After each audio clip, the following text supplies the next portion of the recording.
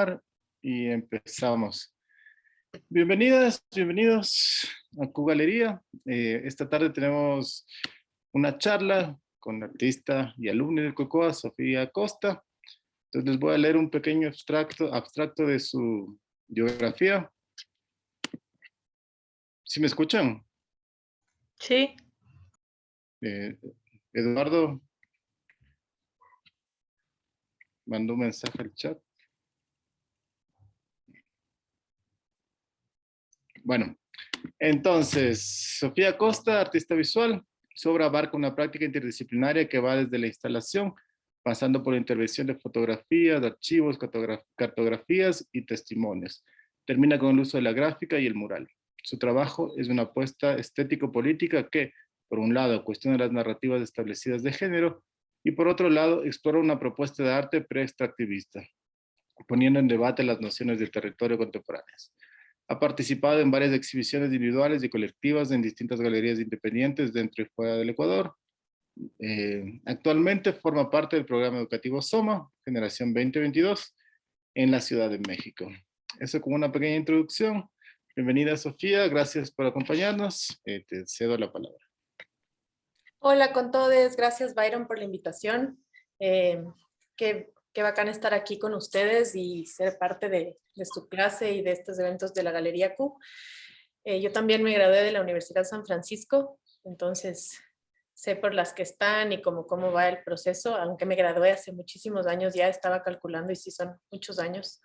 No voy a decir cuántos, pero es un gusto estar con ustedes aquí. Voy a compartirles la pantalla y hice una presentación un poco escogiendo mis últimos proyectos y enfocando como esta charla a una sola temática para no irnos como por un montón de las ramas, pero como dijo el Byron, mi trabajo tiene como dos ramas muy claras. La una es cuestionar las perspectivas de género establecidas y las ideas de género establecidas y un poco jugar con estas ideas desde mi propia perspectiva y desde mi vida personal, poniendo como en la escena que lo personal es político. Y por el otro lado, trabajo alrededor de territorios y extractivismos. Entonces, he trabajado mucho temas de minería y petróleo, mucho con comunidades y organizaciones sociales. Entonces, esta charla se va a ir como por ese camino más. Bueno, entonces yo soy Sofía Costa Barea, pero me conocen como La Suerte. Empecé haciendo graffiti hace muchos años. Estuve súper vinculada al tema del arte urbano y el graffiti. Y, ay, no puedo pasar la presentación. Ah, ya, así. Y quería empezar con este proyecto que es de hace algunos años, del 2016, que se llamaba Esencial. Y este proyecto surge un poco por esta vinculación que tenía yo con movimientos sociales anti-extractivistas. En específico, empiezo con este cuestionamiento una vez que los Yasunidos me piden que haga un mural y yo empiezo a cuestionarme como que todos los materiales que yo utilizaba para hacer murales eran de extracción petrolera o minera. Entonces se me hacía como muy contradictorio yo querer hacer murales para defender el territorio amazónico que esté libre de extracción petrolera, pero los materiales que utilizaba venían de esos mismos recursos. Entonces se me hacía como muy extraño en ese momento. Ahora pienso más como en evitar estas contradicciones del extractivismo y estoy como por otro lado, pero en ese momento estaba como en esta pugna, digamos. Entonces, Esencial fue un viaje que hice durante un año por diferentes lugares del Ecuador buscando pigmentos naturales. Y entre esos encontré la sangre de drago, que es una resina que se obtiene de 3 árboles amazónicos y con la que se puede pintar. Entonces, la obra que ven acá a la izquierda es una obra pintada en sangre de drago y la derecha me gusta incluirla en algunas presentaciones porque era como parte de esta bitácora y de este diario visual de los viajes en los que iba experimentando con diferentes materiales. A todo esto mi trabajo cambia mucho porque en un inicio yo trabajaba mucho en el espacio público, hacía murales de gran escala, con andamios de 3 pisos, 4 pisos, como que todo quería que crezca, crezca, crezca. Y en este viaje de que todo crezca en escala, me quedé embarazada y decidí ser madre. Y el momento que decido ser madre, todo se vuelve muy pequeño y todo vuelve a lo doméstico y a la casa. Entonces yo empecé a pensar como que mi taller ya no era un taller artístico de una artista urbana que sale al espacio público, sino que era este espacio de de ir mezclando pociones mágicas y creando pigmentos naturales, buscando materiales distintos y que todos provengan de semillas o de la tierra. Y claro, casi ninguno se adhería al papel. Casi todos desaparecen del papel, menos la sangre de drago. Entonces me quedé mucho con la sangre de drago, que además de que tiene esta cualidad que viene de 3 árboles amazónicos, que es una resina, también la sangre de drago se utiliza para cicatrizar y sanar. Entonces se volvió como un proceso de sanación después de ser madre, de tener que cicatrizar una cesárea, de volver al espacio doméstico, a la casa. Entonces empecé a jugar mucho con esta idea de ser una bruja y tener pociones mágicas y como tratar de encontrar en lo doméstico también un espacio de creación. Entonces también parte de la obra era mucho como pensar en estos diarios visuales, en las bitácoras de viaje, en recolectar semillas, y esto me vinculó un montón con organizaciones sociales y con movimientos anti-extractivistas, que son los que luego hacen que mi trabajo siga desarrollándose por ese camino.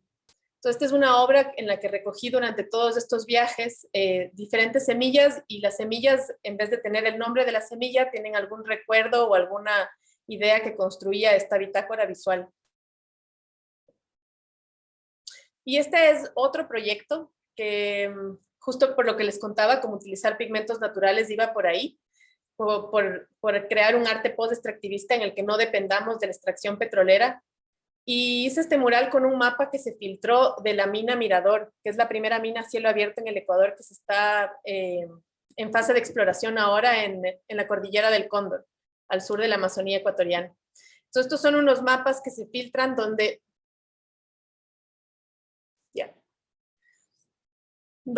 están las 3 fases del tajo de mina que se planteaba hacer, pero son mucho más grandes de lo que se le vendió a la comunidad que se iba a hacer. Entonces es como una contradicción. Y en cada fase puse una frase de diferentes dirigentes indígenas, que está acá. La primera frase es de Domingo Ancuash, la segunda también es de Domingo Ancuash, y la tercera es de la mamá de Freddy Taish, de Elvira Tibiram. Entonces les cuento un poco. La primera frase es como para hablar de la dignidad de los pueblos y cómo la organización social y de la lucha está ahí en pie de lucha, y están ahí como organizándose y trabajando como territorio shuar y así. El segundo es cómo se da este enfrentamiento con la comunidad. Y en el tercero cuenta la historia de Freddy Taish, que Freddy Taish era un campesino que fue asesinado por los militares. Dijeron que estaban requisando dragas de minería ilegal, pero en verdad los militares llegaron y dispararon en la comunidad. Entonces, a mí también me gusta contar, esto no fue parte de la obra, esta fue una obra comisionada para el MAC en Guayaquil, de una exposición que se llamaba Paisaje, Territorio, Imaginarios de la Selva, curada por Ana Rosa Valdés. Y el mural fue pintado en el MAC en Guayaquil sin aire acondicionado, en el subsuelo del MAC, que terminó siendo como una experiencia performática pintar este mural, porque hacía mucho, mucho calor, y la sangre de drago, al ser una resina, se seca muy rápido. Entonces los trazos no es como una acuarela que tú puedes ir trazando, como un acrílico que hay una fluidez, sino que eran trazos muy cortos con la sangre de drago, porque ya pasaba el pincel y del calor que hacía se iba secando la pintura. Entonces, desde esta distancia no se ve, pero tiene como una textura y muchas burbujas que se hicieron con la temperatura y con la humedad, que le dio como otro carácter al mural, y para mí se volvió como esta acción performática pintar este mural, porque algo que hubiera hecho como en un día, lo terminé haciendo en 3 o 4, y también como pensando que la sangre de drago tiene esta cuestión de sanar y cicatrizar, entonces pensando en el tema de la minería, como que se iba sanando y cicatrizando algo ahí. Y como que la entrada a trabajar con testimonios y trabajar con comunidades me llevó también a un mundo que es el que ahora abarco mucho, que es el tema de los archivos. Y tuvimos la oportunidad con una colectiva que se llamaba Mirador, que era una colectiva con la que trabajaba, con Adrián Balseca y Daniel Miranda Izquierdo, de entrar al archivo de la CEDU, que es la Comisión Ecuménica de Derechos Humanos. Y la CEDU llevaba en ese momento el caso Tendetza. José Tendetza era un líder shuar que fue asesinado en diciembre del 2014 por parte de la empresa minera. Entonces, 3 años después, en el 2017, nosotros entramos a este archivo donde tienen el caso judicial de Tendetza, y creamos una pieza de video que les puedo compartir el link de Vimeo para que la vean, para conmemorar la muerte de José Tendetza, que quedó hasta ahora en impunidad. Entonces, un poco la idea era como conmemorar la muerte, pero también hacer un afiche muy grande, que era tamaño A0, que es el que ven aquí, que, que se pegó en algunos lugares de la ciudad y tenía el link al video. Entonces era pensar también en una obra que funcione en el espacio público. Este era el otro afiche, o sea, había un afiche con el rostro de Tendetza, y que ven acá es como el mapa que siguió él y que sigue el caso judicial de cómo lo asesinaron. Y esta es la cédula de José Isidro Tendetza. Estos son parte de los archivos que utilizamos.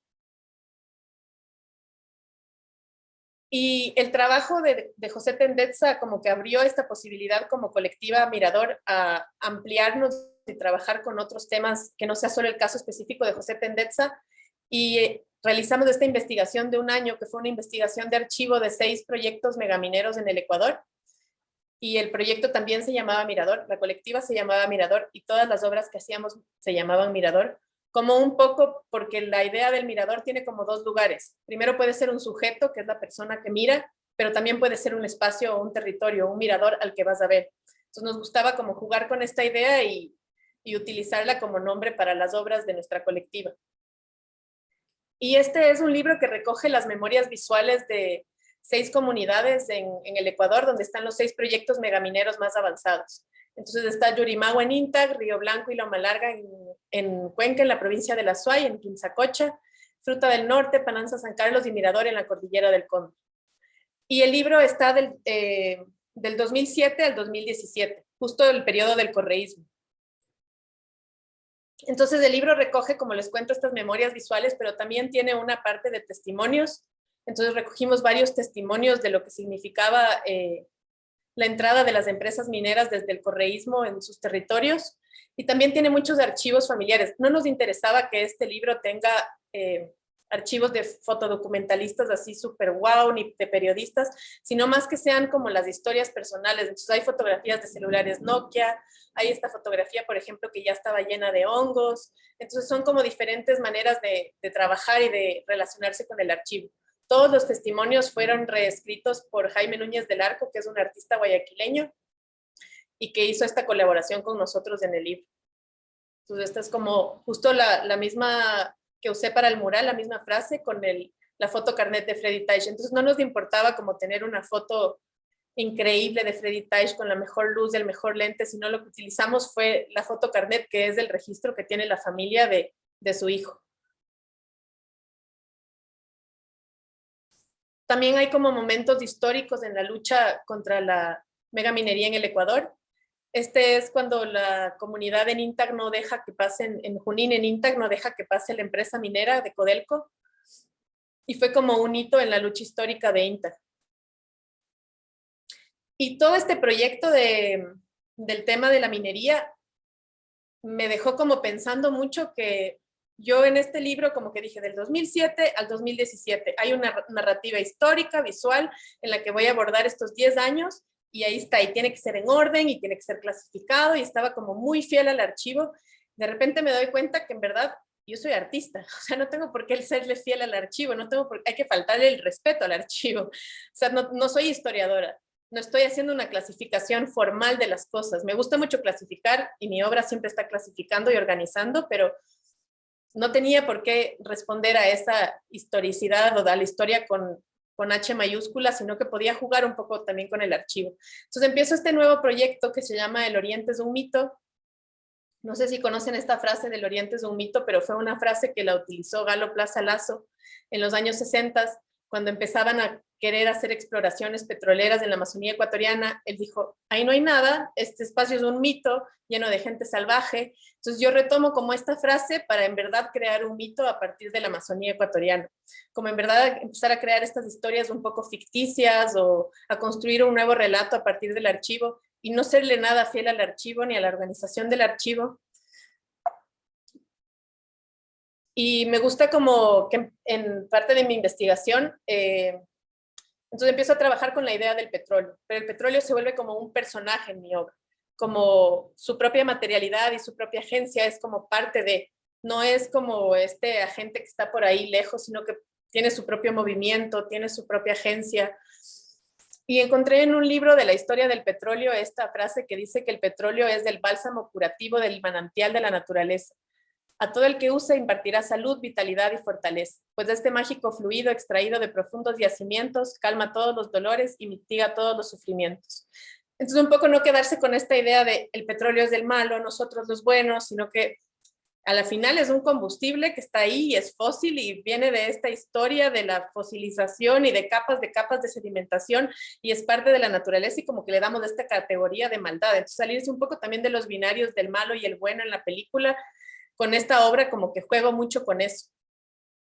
Les voy a ir contando un poco por qué. Entonces, esta obra se divide por capítulos. Y el primer capítulo, evidentemente, es del petróleo, como contarle al petróleo y contar qué es el petróleo. Entonces, también en el libro de Mirador había como una mirada muy fría. No es que no me guste esa obra, ni que no, pero empecé a hacer como una autocrítica y un cuestionamiento a lo que había hecho y quería un poco salir de eso. Entonces, esta obra también surge de unas relaciones personales. Mi familia siempre ha estado vinculada con el tema petrolero de diferentes maneras. Mi papá vendía petróleo en los años 80 y en los años 90 mi mamá fue reportera en un programa de televisión que está por acá. Esta de acá abajo es mi mamá. Del primer derrame petrolero que se da en Lago Agrio, mi mamá fue la reportera de ese en la televisión. No sé si se acuerdan de ese programa de Freddy Ehlers, pero ella fue, hizo el reportaje de todo el derrame. Entonces yo crecí mucho con estas imágenes del petróleo, de estas historias sociales, políticas, de estos encuentros con comunidades indígenas, pero para mí todo era un juego, o sea, para mí, para mi hermana, estas historias eran todo un juego. Entonces un poco como que me agarré de esta idea de lo lúdico, del juego, para hacer esta obra. Y la obra, esperen un rato, aquí. La obra surge del video del primer barril de petróleo. No sé si lo han visto, pero es como un video de archivo histórico que se hace justo hace 50 años. Entonces, la obra también del Oriente es un mito. La idea es que termine este año, en junio, porque son 50 años de la extracción del primer barril de petróleo en la Amazonía ecuatoriana. Y la obra un poco juega con esta idea de que el petróleo va a cambiar nuestras vidas y el petróleo como este agente que nos va a transformar y que es la salvación para el país. Y en este video justo dicen como es este mágico fluido que nos transformará y es la salvación y como que Bombita sale ahí hablando diciendo como que aquí está la esperanza y el oro negro. Y bueno, no sucede así, ¿no? Y al mismo tiempo, en el gobierno de Rafael Correa se reparten estos módulos de juegos que se llaman recursos que construyen felicidad, que es el que está aquí. Entonces había el módulo petróleos, había el módulo agua, el módulo minería, hidroeléctricas, y me parece fuertísimo el nombre, o sea, recursos que construyen felicidad y todas estas imágenes que parecen unos renders ahí de cómo se iban a construir las escuelas que sabemos que no existen, seguir encementando la Amazonía no soluciona nada. Pero un poco agarro yo esta idea de crear un juego, como en verdad hacer un juego de mesa. Y esta es una obra que no he terminado y les incluí como pensando también en la idea del fracaso, porque es una obra que fracasó. No pude hacerla, pero me parece importante, igual ahorita ustedes que están como estudiantes, como pensar que el fracaso también es válido, como que se nos ha enseñado en los sistemas académicos y de formación que tenemos que llegar al éxito, como que siempre estamos apuntando a ser exitosos y a veces el fracaso también funciona. Entonces, como que en esta idea fracasada de una obra he encontrado muchas herramientas para crear otras cosas. Entonces, como que también no tengan miedo del fracaso y como que hay que lanzarse a hacer las cosas. Pero eso como un paréntesis. Pero la idea era crear un juego de mesa que se autodestruya. O sea, que en verdad salga crudo del tablero y que se empiece a autodestruir. Entonces, como estos recursos que construyen felicidad, que es la felicidad, y de repente solo empieza a salir crudo del tablero y no puedes seguir jugando porque... Entonces, lo que ven aquí es como las concesiones petroleras de los bloques petroleros concesionados ya en la Amazonía ecuatoriana, y la idea era que haya como unos tubitos por los que pueda empezar a salir el crudo mientras tú tratas de jugar. Y a la par de esto, yo empecé a trabajar con el Archivo Visual Amazónico, que es una organización que está recogiendo archivos de diferentes lugares de la Amazonía, y empecé a editar un montón de archivos que ellos tenían, y diapositivas, fotografía, video, y me empieza a pasar algo muy extraño. Al principio me cuestionaba mucho y me sentía culpable de esto, pero lo que me pasaba era que me maravillaba el desastre. Me fascinaba editar las manchas de petróleo. Era algo muy loco. O sea, ver estas imágenes y encontrar la luz y la sombra en el desastre me parecía a mí fascinante. Y me empiezo a sentir como medio en una contradicción, porque por un lado yo decía, como yo estoy haciendo una denuncia política, social, desde el arte a la extracción petrolera, pero por otro lado me siento totalmente atraída por esta estética del desastre. Y sí se vuelve como bastante contradictorio, pero empecé como a jugar un poco en estos límites. Entonces, antes de crear el juego de mesa, que era un fracaso, dije, a ver, ¿qué hago con esta necesidad de saber qué siente la gente cuando vemos todos estos archivos? Entonces hice un juego de barajas de archivo, que era previo a este juego de mesa que fracasó. Pero este juego de barajas resultó que funcionaba muy bien. Entonces es un juego de interpretar archivos colectivamente y tú vas como poniendo el pie de página que tendría ese archivo y como colectivamente tienen que adivinar las demás personas qué significa y qué es. Y la verdad es que funcionó súper bien. Y fue increíble como encontrar lo que yo veía y como otras miradas y voces pueden tener otras nociones de lo que es el archivo. Y eso fue como un poco faltarle el respeto al archivo, como no me importa tu pie de página, nos vamos a inventar uno además colectivamente. Y bueno, estas son otras ilustraciones de cómo se trataba de construir el juego, como que tenía como una onda un poco de Monopoly también, entonces ibas como acumulando barriles, armando tuberías. Hice ahí como unos prototipos que, como les cuento, no funcionaron, pero bueno, como ilustraciones también funcionan y como idea ficticia de que alguna vez puede haber un juego también funciona, que creo que es válido. Y luego puse esta como imagen negra que es muy intencional que esté el negro, porque me metí tanto en esto de editar archivos y de clasificarles y de seguir viendo derrames petroleros y más imágenes, que terminé enfermándome, pero enfermándome físicamente. Como que a veces también siento que agarro como temas muy grandes que no los puedo abordar, que se me desbordan de las manos. Justo leí un texto que decía, limita el hacer a lo que te cabe entre las manos. Y me encantó, porque a veces siento que con el arte y con nuestros proyectos artísticos también queremos abarcar un montón de temas y queremos que todo quepa así en la misma carpeta. Y cuando quizás solo estamos hablando de una cosa específica y es una línea muy delgada la que estamos buscando y no necesitamos como encontrar el motivo social, político, ecológico, económico, sino es algo como muy personal. Pero en esto, o sea, que les cuento que me enfermé físicamente fue como muy fuerte porque también empecé a tener mucha ansiedad. Y a veces en estos procesos como de activismos o del arte o de generar denuncias políticas, nos olvidamos de cuidarnos a nosotras mismas. Entonces, me parece como importante darse esa pausa y encontrar esos cuidados y también tratar de colectivizarlos, porque si no te cuidas a ti, luego no vas a cuidar nunca del resto de nadie, entonces no funciona. Y empecé a tener un montón de pesadillas. Soñaba que de los poros de la piel me salía el crudo, me salía petróleo todo el tiempo y me chorreaban las manos de crudo. Soñaba que del pecho se me abría un hueco y no se paraba de salir el crudo, así como con pedazos de hojas y plantas y ramas. Entonces dije, no, a ver, esto me está enfermando, por aquí no va la cosa.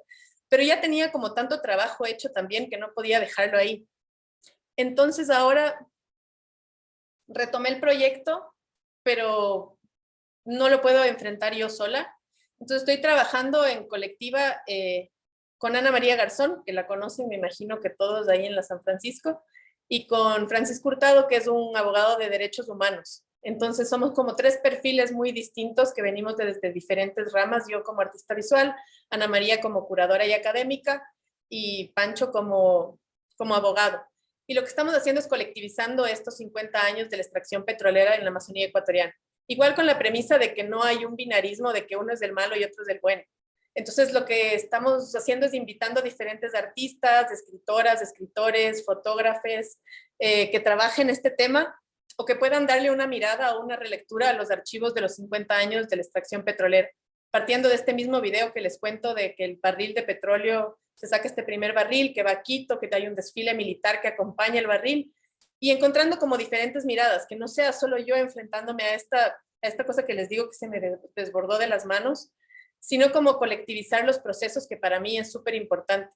Además de trabajar como en todos estos proyectos que han sido como personales o entre 2 o 3 personas, siempre he trabajado en procesos colectivos y en colectivas feministas y es como muy importante encontrar estos vínculos o estos lugares donde colectivizar temas tan complejos.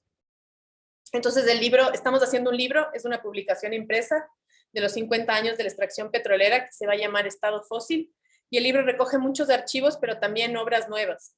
Entonces también hay como una parte de especulaciones y de cosas que van a suceder a futuro, o cómo te imaginas tú la vida de aquí. O sea, si ya pasaron 50 años que vivimos con extracción petrolera, ¿qué pasarán de aquí a 50 años? Es un poco también jugar con eso y otra vez jugar con la idea del archivo y no quedarse en esto de aquí a acá. Es una narrativa visual, histórica, sino un poco poder moverse en esos límites. Entonces, esta es una imagen también del archivo visual amazónico. Esta es otra, hemos trabajado bastante en colaboración con el archivo visual amazónico.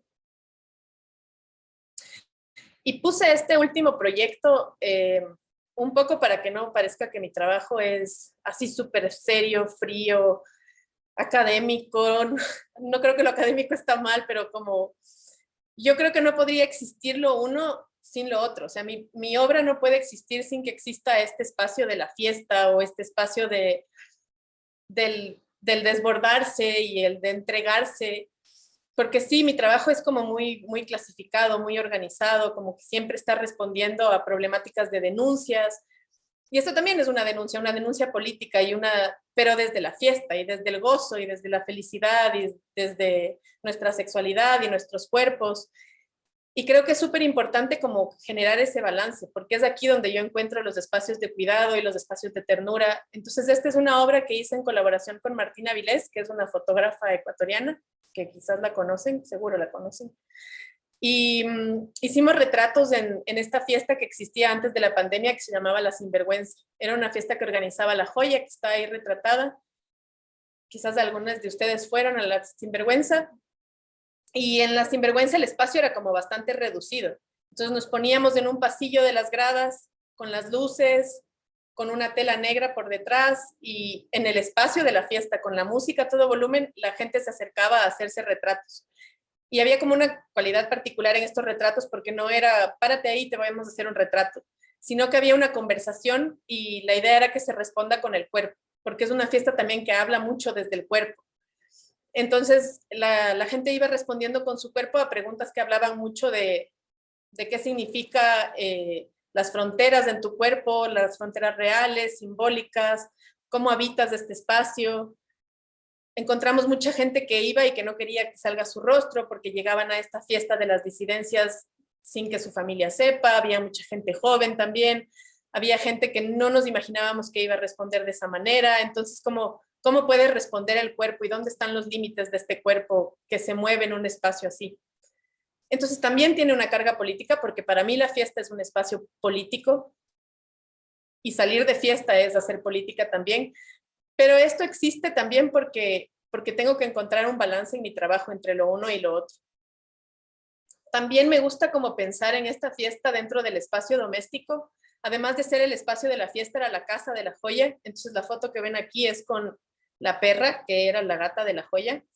Entonces, como otra vez regresar al espacio doméstico para mí es súper importante. Como les conté que lo de esencial era una cuestión del espacio doméstico, de cuidar, de cambiar las escalas.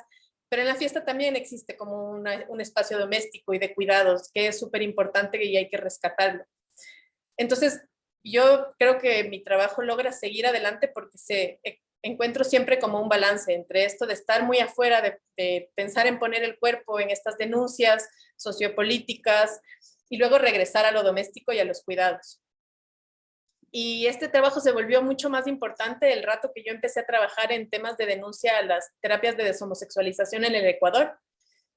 Y creo que generó ahí como unos vínculos interesantes para seguir con el proyecto y seguir motivándome mucho más a hacer los retratos. No fuimos solo una vez a la fiesta, fuimos algunas veces. Esa fiesta era como parte de un espacio mío de seguro. Ese era como mi espacio seguro. Alguna vez también trabajé en la barra de la fiesta. Y estas son como algunas de las fotos de la fiesta. Me estoy quedando sin batería, disculpen, se me va a apagar la compu, no me di cuenta. Estoy buscando el cargador, aquí está. Ay, disculpen, me olvidé de cargar.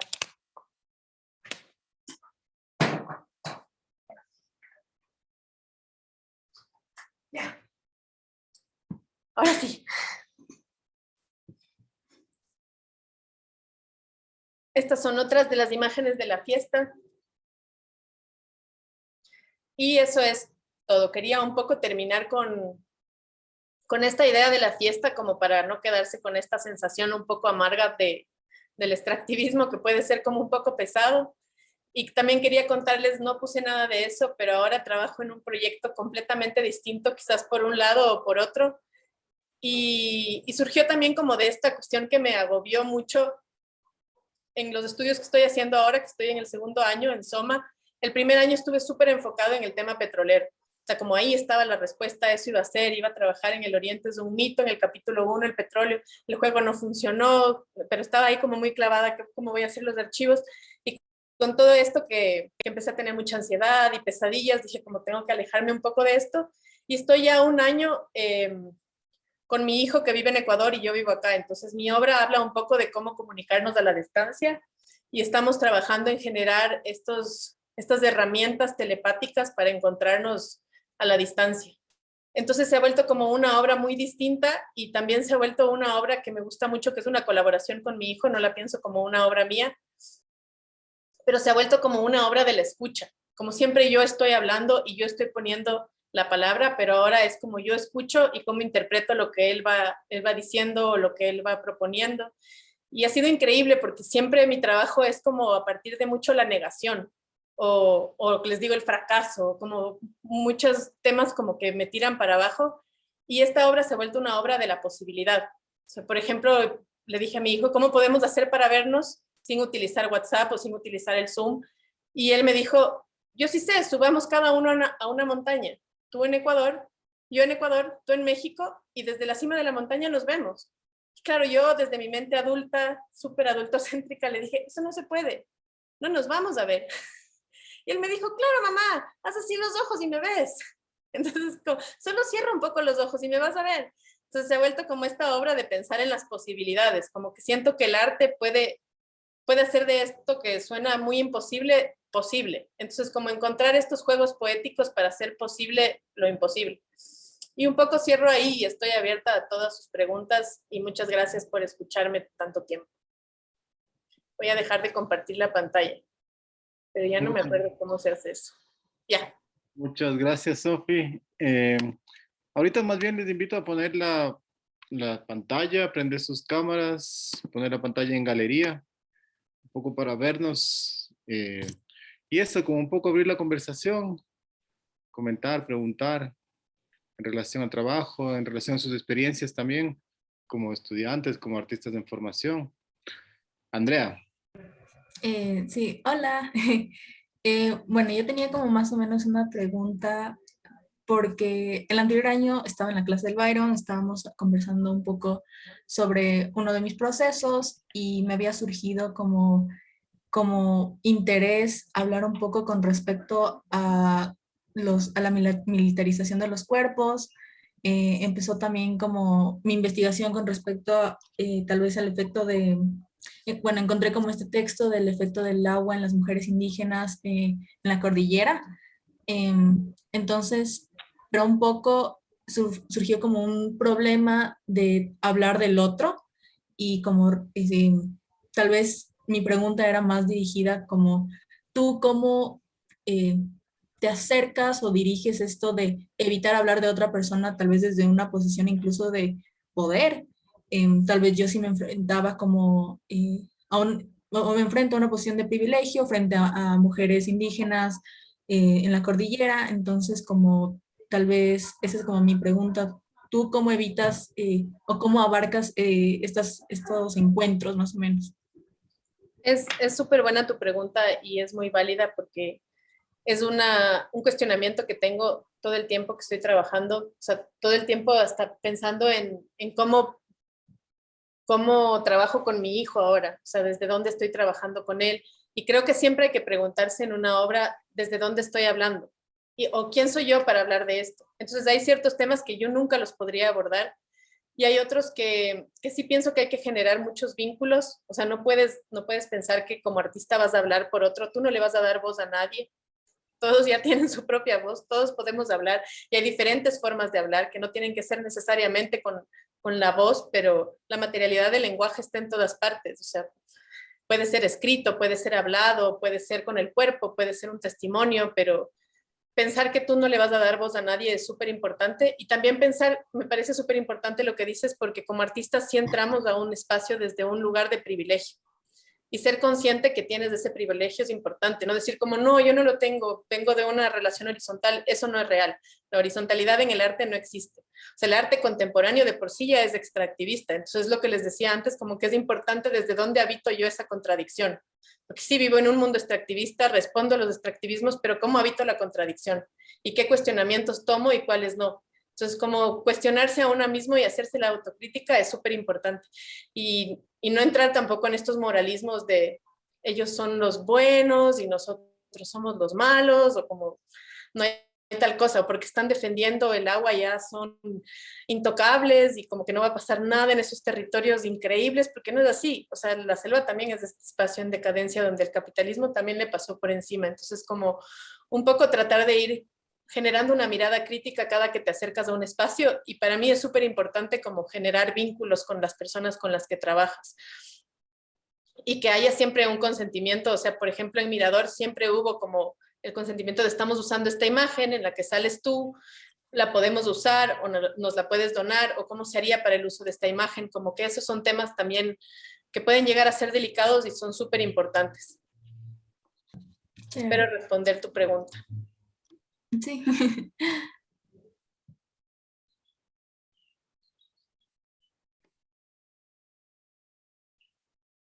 Pamela. Bueno, primero decir que me encantó la presentación y segundo, dijiste que se van a cumplir los 50 años desde como que este proceso del primer barril de petróleo y que es ahí cuando se va a acabar la obra, ¿no? Cuando estuviste haciendo la obra, ¿era como que tu objetivo llegar hasta aquí o todo esto se fue encaminándose dentro del proceso artístico? La obra, la idea era que conmemore estos 50 años. Entonces, igual mis proyectos de alguna manera no se acaban nunca. O sea, se transforman un montón. Como que tengo ciertos temas en los que voy trabajando. Entonces, por ejemplo, el mural que les mostré en Sangre de Drago terminó siendo el libro de Mirador, que primero fue el video de José Tendetza, pero como que se van transformando porque voy encontrando que se puede. El archivo es inagotable, entonces puedo encontrar más y más y puedo hacer otra lectura y desde otro lado y desde otra forma. Entonces, como son proyectos que se alargan mucho en el tiempo y que los voy recuperando, rescatando, regresando, reinterpretándolos. Y con este proyecto, la idea sí es generar como un hito en ese día, que es el 22 de junio del 2022, o sea, de este año, que son justo los 50 años, pero quizás y después puedo seguir con el mismo tema o pasar a otro. Pero sí, me interesa, ahora estoy haciendo, les cuento también, estoy haciendo un catálogo de objetos petroleros. Entonces, si tienen objetos petroleros y los quieren donar y contarme su historia, de dónde salió, yo súper feliz de que me cuenten o quieren truequearlos o venderlos. Entonces, tengo tres que si quieren cuando terminemos las preguntas, voy a mi cuarto y los traigo y les enseño porque son súper divertidos. Uno es una radio FM en forma de barril, el otro es un sacapuntas en forma de tanque de gas y el tercero es una gota de petróleo que en verdad se entregó de Petroecuador a los que trabajaban en Petroecuador, una gota metida ahí para conmemorar la extracción de algún pozo petrolero.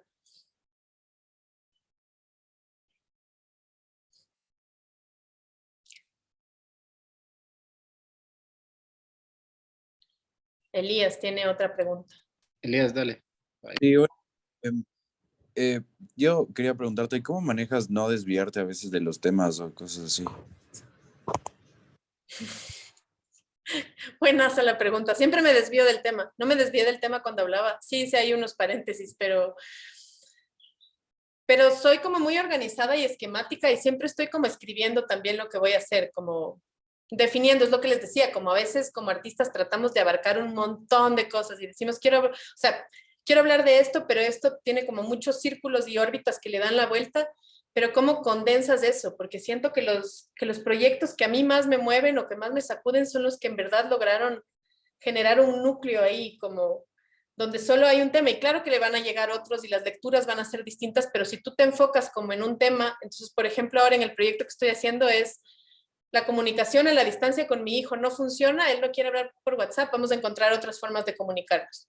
Y es muy simple, como de alguna manera es muy simple, pero el rato que tengo como en mi escuela acá, críticas, asesorías, las tutorías, revisión de portafolio, empiezan a meterle como un montón de información. Entonces estás hablando de un cambio político en el que dependemos de estos aparatos, es como sí, pero yo no voy a abordar eso. Mi lectura va por aquí. Entonces si tienes como un camino claro y a mí me sirve un montón como enumerar los temas que estoy trabajando, o sea, como hacer listas.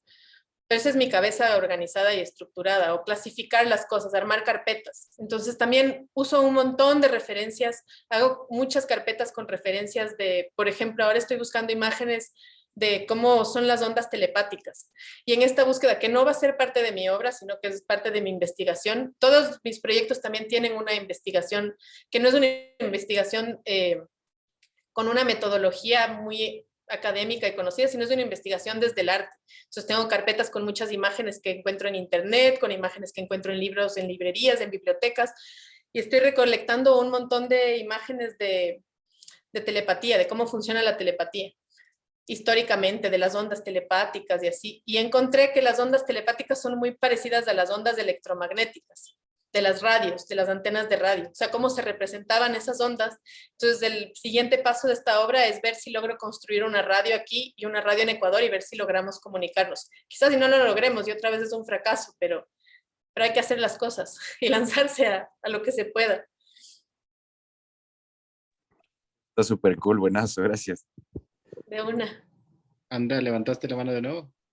Sí, es que mientras estabas hablando me surgió como, tal vez, ¿tú crees que tal vez esta como investigación que haces, eh, una parte como académica, pero también es una investigación artística, como tú dijiste, también te permite abordar como los temas, no desde una posición personal, tal vez como desde una posición un poco más general?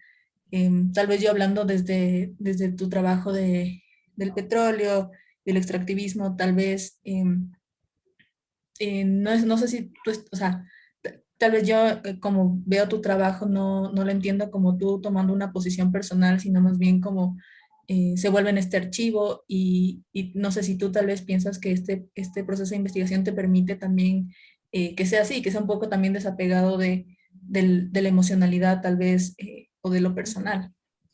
Mm, creo que hay una parte de eso, pero por lo general siempre están como mis subjetividades. O sea, este proyecto del archivo petrolero no sería el mismo proyecto que tú podrías hacer del archivo petrolero, o si el Byron tiene una lectura del archivo petrolero, porque a mí me atraviesan otras subjetividades y otra historia personal. O sea, yo crecí con una visión del petróleo muy clara y una postura frente al petróleo muy clara. Y en mi casa el tema era el petróleo por muchos años y hasta ahora sigue siendo. Pero, pero estar atravesada por eso hace que yo tenga una mirada muy particular.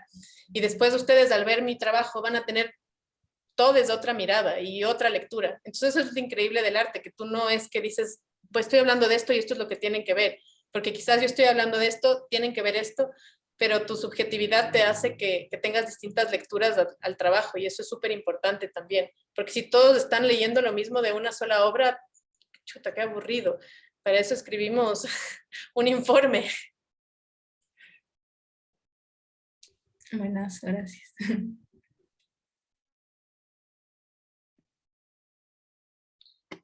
¿Alguien más tiene algún comentario, pregunta? Mientras piensan, les quería como comentar que justo el último proyecto que la Sofi nos mostró, que trabajó con la Martina y Joya en este espacio de La Sinvergüenza, hace un año más o menos hicimos, si no estamos capaces un poco más de tiempo, hicimos una charla igual donde solo nos hablaban de este proyecto. La Martina y la Sofi nos hablaban del trabajo que hicieron ahí y la Sofi nos hablaba de este, y la Sofi y la Joya nos hablaba de este espacio que construyó de La Sinvergüenza, este espacio para la fiesta, este espacio seguro. Esa charla está grabada y está subida igual en la página de la galería. Si es que a alguien le interesó el tema, puede entrar y como enterarse un poco más, ¿no? De la charla. Están como un poco más desarrollado de lo que nos contó ahora, que fue como un buen abrebocas.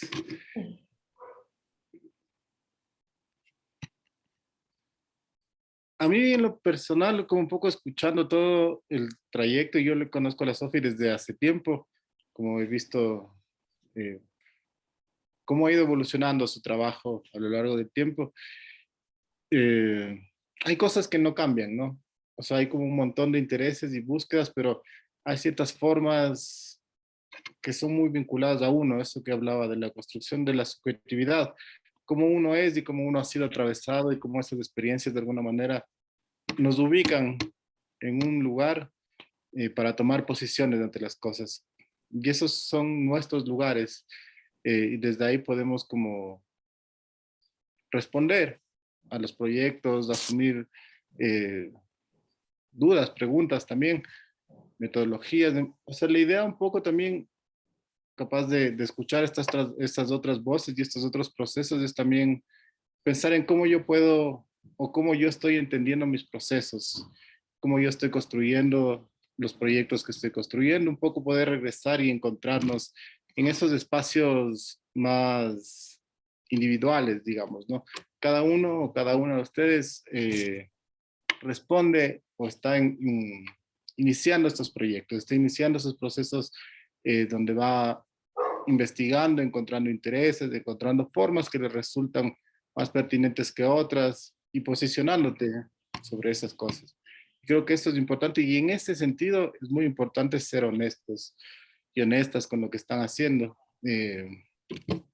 Muchas veces en la academia intentamos pretender o llevarnos muchos por las referencias que tenemos y nos olvidamos de nuestra propia voz, de nuestras propias formas y las cosas que estamos pensando. Más bien entender esto como un espacio donde nosotros tenemos que tener más clara esa voz. Esto que decía la Sofi de habitar la contradicción, por ejemplo, es súper importante de encontrar en el fracaso posibilidades también, de renunciar a la idea de éxito, de renunciar a a esas constantes narraciones que tenemos de lo bueno, de lo malo, de esto es arte y esto no es arte, de así se hace y así no se hace, sino encontrar nuestras propias formas y habitarlas. Creo que es como lo fundamental y es mucho de lo que yo rescato, aparte de que el trabajo de la Sofi es súper, me parece súper interesante, eh, también pensando como en los procesos en los que ustedes están y en los que todos los artistas estamos constantemente, ¿no? Siempre estamos como en esos diálogos. Eso de mi parte. No sé si alguien quiere comentar algo, ahí hay una mano arriba. La Gaby. Hola, muchas gracias por la charla. Más te quería pedir como un consejo porque voy a ir a la Amazonía con una compañera amiga antropóloga y yo voy como de su asistente y de profe de arte de los niños. Pero me parece un tema súper sensible porque, bueno, me cuenta que hay mucho machismo ahí y que yo como que lo que le interesa a ella de mí es como que les ayude a los niños a protegerle a la mamá, digamos, en un futuro o algo por el estilo, o influenciarles de esta manera, pero lo que más me preocupa es como, ajá, como intentar caber en un molde a las personas o hacer un plan y no sé, me preocupa mucho esa sensibilidad así, principalmente nunca he trabajado con niños y como, no sé si tengas algún consejo ahí. Gracias. Bueno, yo he trabajado mucho con niñas y tengo un niño.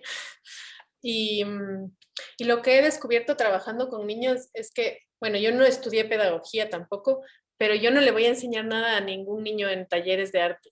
Como que ellos ya saben lo que quieren hacer y saben lo que pueden hacer. Y como les digo, o sea, los niños y las posibilidades son infinitas. Y yo recién di un taller de arte en el territorio Achuar y fue increíble porque yo no estaba como la maestra que les dice, así se pinta el sol o así se pinta, y el rato que tú no les dices nada a los niños, ellos explotan y hacen lo que quieran, y era un taller para trabajar con pigmentos naturales y pigmentos que tienen ahí en la zona, y no había verde, yo no llevé verde, entonces llevé cúrcuma, llevé sangre de drago, llevé achote, pero no había verde, y querían hacer las plantas verdes, entonces yo les dije, bueno, no hay, o sea, pueden utilizar otro color, y salieron corriendo unos niños al bosque, y se trajeron un montón de plantas y empezaron a aplastar las plantas y como ellos a utilizarles como si fueran pigmentos. Y les dije, esto no se va a adherir al papel si saben que va a desaparecer mañana. No importa, como todo atraviesa también a partir del juego. Entonces, igual creo que no vas a poder como cuidar de nadie, como el arte no cambia el mundo y no cambia a nadie. Eso es súper importante tenerlo en cuenta, como artistas no vamos a cambiar el mundo, ni a nadie, pero sí puedes generar como diferentes sensibilidades y apelar a distintos lenguajes que en un futuro te van a, no sé, a mí sí hay obras que me sacuden o hay gente o mentores, artistas que, que marcaron un algo en mi vida y en mi camino tomó diferentes rumbos, pero no es que soy otra. No sé si eso te sirva, pero como que funciona un poco así. Y sí, el tema del machismo puede ser muy, muy fuerte y también hay que entender que no llegas a un espacio a cambiar las lógicas machistas patriarcales que ya existen y están instauradas. Entonces hay que saber cómo mediar y saber hasta dónde puedo yo decir lo que pienso o hasta dónde puedo yo ingerir, porque también hay unas lógicas a las que una no pertenece en esos espacios. Sí, muchísimas gracias, me sirvió un montón. De nada. Buenas. Entonces yo creo que ya podemos... Andrea, vale. Perdón, es que me da un poco de curiosidad saber de qué formas falló el juego de mesa. Ajá. Ya, primero no encontré como el sistema o la bomba para que el petróleo salga por los tubos. Ujú. Y después no encontré la forma en la que esta obra se puede exhibir, porque pensaba como termina siendo una acción performática que se va a hacer una sola vez, porque el juego se va a autodestruir. Entonces, invertir un montón de recursos para un juego que se va a autodestruir, que tiene que verse en una acción performática, ¿y quién lo va a jugar? Como, ¿quién juega este juego? O sea, si son personas del mismo territorio de donde está hecho el juego, de cómo funciona el juego, pero estaba en México, entonces solo podían ser mis compañeros que son casi todos blanco mestizos. Entonces me empecé a cuestionar muchas cosas que no hacían sentido dentro del juego. Entonces me gustó más pensar que el juego es como esta idea que no se va a lograr. O sea, que es esta idea que tiene sus bocetos, tiene sus maquetas, pero está ahí en tu cabeza. O sea, quedó en la cabeza de todos, como que ven las ilustraciones y dicen quizás si fue por aquí, por acá. Y el juego tiene un video, o sea, la introducción al juego es un video. Y les puedo compartir el video, le paso al Byron para que les comparta el video que acompaña el juego. Sí, Igual bueno, lo pueden buscar en Vimeo.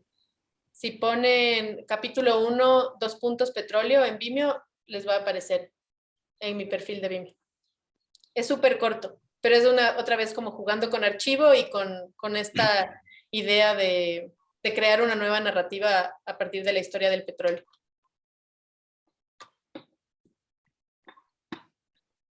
Cuando yo estaba cruzando en la universidad, la licenciatura, en último semestre teníamos clase con la Jenny Jaramillo y ella tenía como un ejercicio sobre el fracaso.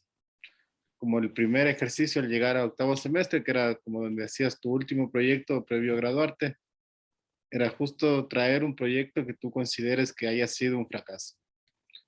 Y lo primero que hacíamos con ese fracaso era entregarle al resto de compañeros ese fracaso a ver qué podían hacer ellos con eso. Y de ahí, si querías, podías retomar algunas de las cosas que estaban ahí o no. Pero me parecía súper interesante esa idea de poder entregar el fracaso como a alguien más para que te lo devuelva hecho otra cosa, como un ejercicio. Un poco es lo que pensaba, lo que tú también decías ahorita, ¿no? Hay veces que uno no puede solo y como asumir también esos lugares, compartir.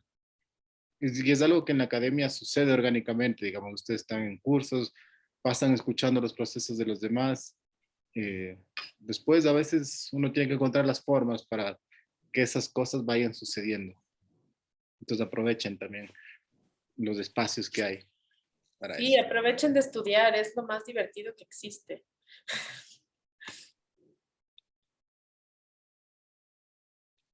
¿Alguien más quiere decir algo? Si no, voy a esperar 5 segundos. Va. Entonces, cerremos por hoy. Muchas gracias, Sofi. Muchas gracias a todas, todos. No sé si quieres cerrar con algo. O sea, agradecerles mucho por escucharme y por las preguntas y les voy a dejar acá igual mi correo y cualquier cosa que algún rato necesiten o que vayan a hacer alguna expo, si yo estoy por Ecuador, igual siempre pueden invitarme, me gusta mucho ver los procesos de diferentes estudiantes y también pueden escribirme por Instagram si tienen alguna duda o algo y yo igual les comparto mis proyectos. Gracias por la invitación, Byron. Siempre me gusta estar en tus clases. Me divierto mucho. A mí igual me encanta que estés. ¿Cuándo vienes? Nosotros tenemos como cierre a finales de mayo. Si estás por acá, te invitamos de cabeza para que veas los procesos. Ay, y cómo no, vamos haciendo. no voy a estar acá, pero me pueden mandar lo que hagan. De buena, Sofía. Muchas Bueno, gracias. gracias. Chao, Gracias. buena tarde.